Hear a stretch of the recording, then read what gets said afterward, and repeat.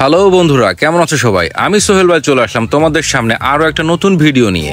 আমাদের আজকের ভিডিওর কনসেপ্টটা মানুষকে একটু সচেতন করার জন্য। কিছু বলবেন ভাই? দেখতে পাচ্ছি ওয়াহাব ভাই বসেছিল একটা দোকানে, অপু ভাইকে মনে মনে স্মরণ করছিলেন। অপু ভাই সরাসরি তার সামনে চলে আসার ফলে ওয়াহাব ভাই অপু ভাইকে বললেন তার কাজ করতে হয় বিভিন্ন জায়গায়, এবং সেই কাজের প্রেক্ষিতে তাকে অনেক জায়গায় যেহেতু যাওয়া লাগে, তার যাওয়া আসাটা সাইকেলে করে অনেক বেশি কষ্ট হয়ে যায়। তো তার একটা গাড়ি প্রয়োজন। তিনি একটা সেকেন্ড হ্যান্ড বাইক কিনতে চাচ্ছেন। তিনি 70-80 হাজার টাকার ভেতরে একটা বাইক কিনতে চাচ্ছেন।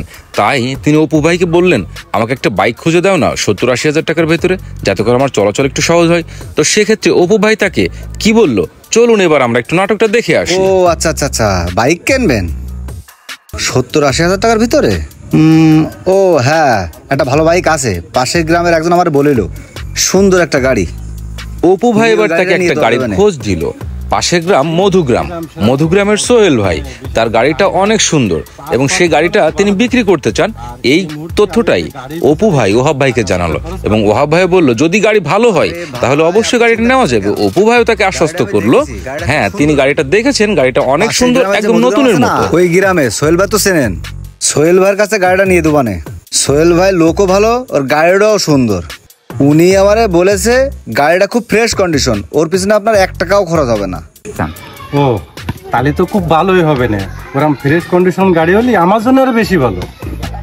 ওয়াহাব ভাই খুবই আনন্দিত হলো, কারণ তিনি তার এক্সপেকটেশনের মধ্যেই গাড়িটা পেয়ে যাচ্ছেন।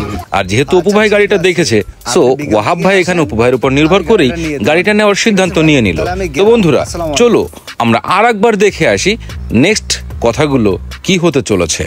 অপু গাড়িটা তো নতুন, চকচক করতেছে, এই টাকার ভিতরে এরকম একটা গাড়ি হবে আমি তো কল্পনাও করতে পারিনি। ওয়াহাব ভাই গাড়ি দেখে খুবই খুশি। অপু ভাই আর ওয়াহাব ভাইয়ের কথোপকথনের মাঝে গাড়ির মালিক সোহেল ভাই, ভাইয়ের সাথে কি কথাবার্তা কিছু বলেছেন নাকি আমার কিছু বলা লাগবে? আরে ভাই ওই সমস্ত কোনো কিছু না, আমি গাড়িটা পছন্দ হয়েছে, গাড়িটা নিয়ে যাচ্ছি, আপনি শুধু ওই দিকটা একটু খেয়াল রাখেন। আচ্ছা ঠিক আছে ভাই, তাহলে আপনারা গাড়ি নিয়ে যান, আর ওই নাম পরিবর্তন করার সময় আমার একটু ফোন দিয়ে নেন, আমি চলে আসবো। আচ্ছা আচ্ছা ঠিক আছে ভাই। ও ভাই টাকাটা দিয়ে অপু ভাই ওহাব ভাইকে গাড়ির টাকাটা বুঝিয়ে দিয়ে গাড়ি নিয়ে যাওয়ার জন্য বলল। গাড়িটা তো ওহাব ভাই নিয়ে গেল, কিন্তু এ কি দেখছি আমরা, ওহাব ভাই গাড়ি নিজে কেন ঠেলতে আসছে, এবং সে এসে কাকে খোঁজ করতে যাচ্ছে এই দোকানে? সোহেল ভাই আছে নাকি ভিতরে? আরে ওহাব ভাই, আরে আসেন ভিতরে আসেন। কি অবস্থা আপনার, ভালো আছেন আপনি? ভালো, আপনি কি আমার ভালো থাকতে দিয়েছেন? কি করছেন ভাই, আমি আপনারে কি করলাম? ওয়াহাব ভাই সেকেন্ড হ্যান্ড গাড়িটা কিনে এখন খুব যন্ত্রণার ভেতরে আছেন।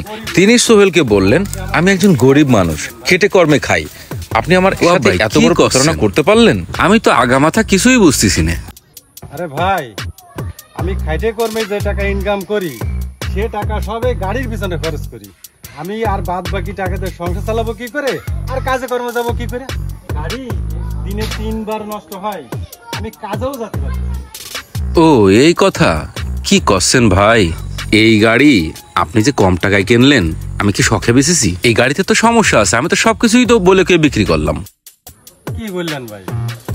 চক্ষু চড়ক গাছ। গাড়িটা বিক্রি করলো সোহেল ওহাব ভাইয়ের কাছে, কিন্তু ওহাব ভাই গাড়িটা এখন চালাইতে পারছে না। কিন্তু সোহেল বলছে সে নাকি সবকিছু খুলে বলেই গাড়িটা বিক্রি করেছে।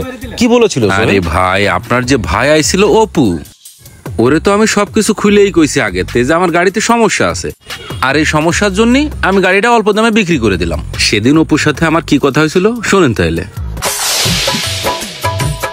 আরে সোহেল ভাই দাঁড়ান। কি ব্যাপার, গাড়ি ঠেলতে কনে যাচ্ছেন? মানুষ চালায় যায় আর আপনি ঠেলতে যাচ্ছেন, ব্যাপারটা কি? আর ভাই কোয়েন না, এই গাড়িটা কিনে জীবনে সবচেয়ে বড় ভুল কাজটা করেছি। এ কিনার পরের ধরে এ নষ্ট অতিই থায়, মানে আর কোয়েন না ভাই, এর মাল ম্যাটেরিয়াল মনে হয় ভিতরে কিছু ভালো নেই। কি করছেন ভাই? দেখতে অপু ভাইকে সোহেল তার গাড়ির সমস্যার কথা বলছিল, যে গাড়িটার মাল ম্যাটেরিয়াল সবই মনে হয় নষ্ট হয়ে গিয়েছে, গাড়িটার চালানোর মতো অবস্থা নেই।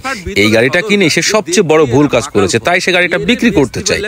এখন গাড়িটা কত বিক্রি করতে পারবে সেটা নিয়ে সন্দিহান। তো অপু ভাই সেক্ষেত্রে তাকে আশ্বস্ত করলো গাড়িটা তাকে বিক্রি করতে সহযোগিতা করবে, কিন্তু তার বিনিময়ে অপু ভাইকে সোহেলকে কিছু টাকা দিতে হবে। 80,000 টাকা হইলে ছেড়ে দিবা না ভাই? ও গাড়ি বেচবেন, তাহলে আমি যদি বেচার ব্যবস্থা করে দিই তাহলে আমার কিছু ব্যবস্থা করে দেবেন তো? গাড়িটা যার কাছে বিক্রি করা হবে তার কাছে সবকিছু খুলে মিলে বলে নিয়ে বেচাটা ভালো। আমার গাড়িতে কিন্তু ভাই সমস্যা আছে। পরে যে দেখা গেল গাড়ি কেনার পরে আমারে মনে মনে গালাগালি দেবে, পিছনেতে গালাগালি দেবে, এ শোনা মোনার মধ্যে নেই। তো যার কাছে গাড়িটা বেচে দেন না কেন, তারা সবকিছু বলে কে ভাই গাড়িটা বেচে দিন। ঠিক আছে ভাই, আমি বলে কেই ব্যাস পানে। আর যদি আমার কাছে পার্টি আসে তাহলে নিয়ে চলে আসবে না, ঠিক আছে ভাই? আচ্ছা ঠিক আছে ভাই, ঠিক আছে ভাই, এটা তাহলে দেখেন। হ্যাঁ, সবই তো শুনলেন ভাই। আমি ভাই মিথ্যে কথা কয়ে গাড়ি বিক্রি করিনি, আমি যা কইছি সত্যি কথাই কয়ে দিছিলাম। তো বন্ধুরা, পরিশেষে কি বোঝা যাচ্ছে, আমাদের সমাজে কিছু লোক আছে যারা সুযোগ সন্ধানী। আমাদের আজকের গল্পটিতেও ঠিক একই রকম অবস্থা। আমাদের আজকের গল্পটি তোমাদের কাছে কেমন লেগেছে আমাদেরকে একটু কমেন্ট করে জানাবে প্লিজ, কারণ তোমাদের কমেন্টের উপরে ডিপেন্ড করেই আমরা আরো অনেক সুন্দর সুন্দর কন্টেন্ট তোমাদেরকে উপহার দিতে পারবো। তো ধন্যবাদ সবাইকে, ভালো থাকো সবাই, পাশে থাকো সোহেল ভাইয়ের, সাথে থাকো RS মিডিয়া 2.0।